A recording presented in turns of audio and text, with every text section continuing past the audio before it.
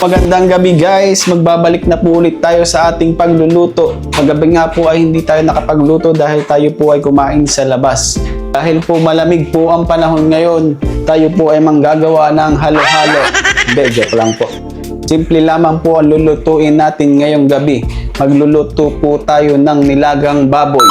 So ito guys, ang ating gagamitin para sa ating nilagang baboy. Meron po tayong pechay, meron tayong patatas, bawang at sibuyas, may Baguio beans, at syempre ang ating karneng baboy. Maglalagay po muna tayo ng tubig sa ating kaserola.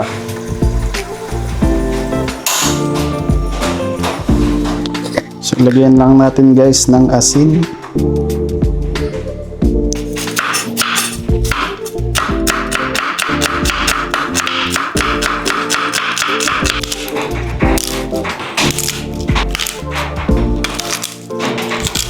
Ilagay po natin itong ating sibuyas at bawang.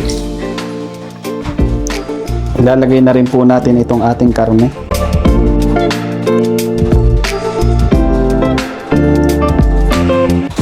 At takpan lang po muna natin at aantayin po natin lumambot ang ating karne.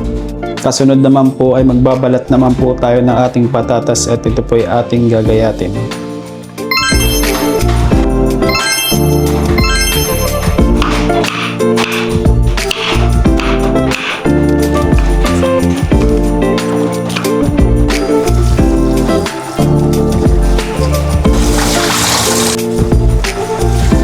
At maghuhugas naman po tayo ng pechay.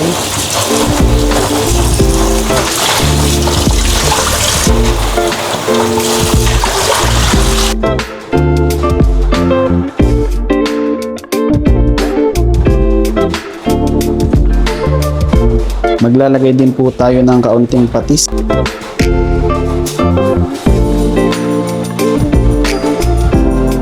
Maglalagay din po tayo ng Knorr pork cubes.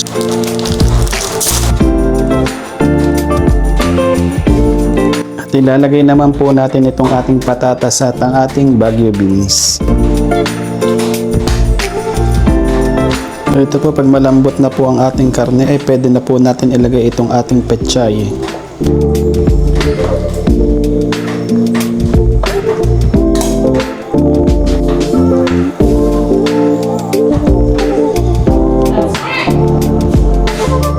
Kain na tayo!